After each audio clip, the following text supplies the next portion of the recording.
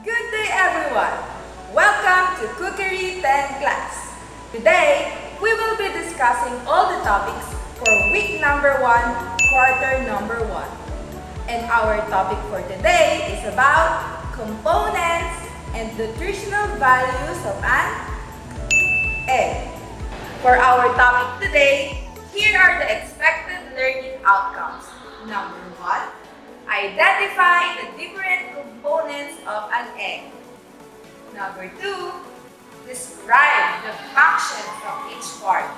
And number 3, explain the nutritional value of egg and the importance of including it in our diet.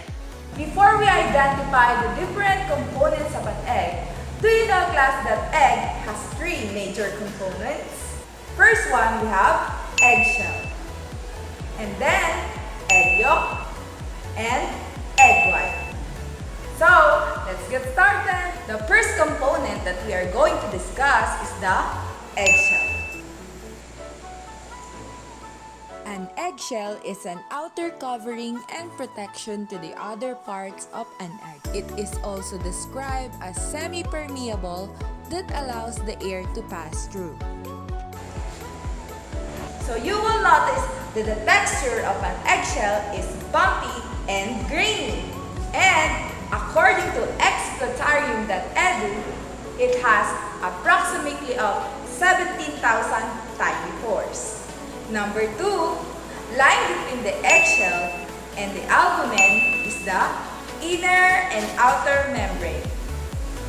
The two are the transparent protein membranes, provide efficient defense against bacterial invasion. The inner membrane is the one closest to the yolk, and the outer membrane is the one closest to the shell.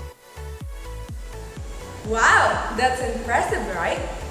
Another characteristic of the inner and outer membrane is that it's partly made with keratin and protein, which is good for our human hair. Number 3 is the air cell. The air cell usually rests between the inner and outer membrane of the larger end of the egg. And number 4, we have the albumen. Albumen, or also known as egg white. The albumen comes from the word albus, means white. It contains approximately 40 different proteins that helps your body build strong muscles and maintain muscle mass as you age. Number 5, we have the chalazae. These are opaque ropes of egg white that holds the egg yolk at the center. The more the prominent they are, the fresher the egg. Next one is the vitelline membrane. It is a clear casing that encloses and protects the shape of the egg yolk. You will also notice at the middle of the egg yolk a white spot, which is called the germinal disc.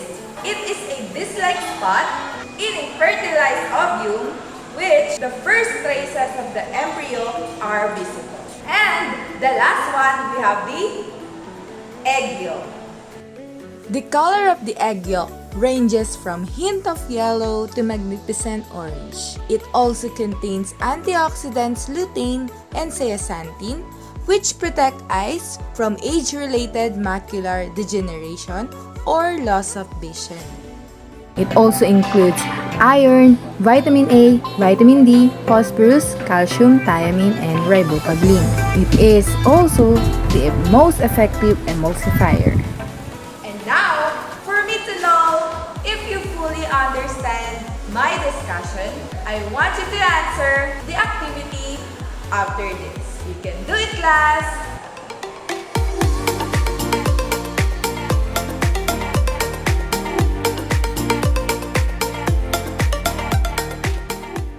For your assessment, you are going to answer this activity on your notebook.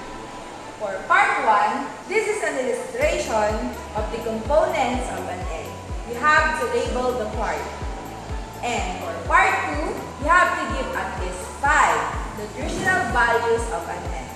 Okay, so that's it for today. Thank you for watching and participating. I hope you learned something about the components as well as the nutritional value of an egg. You can do it, class!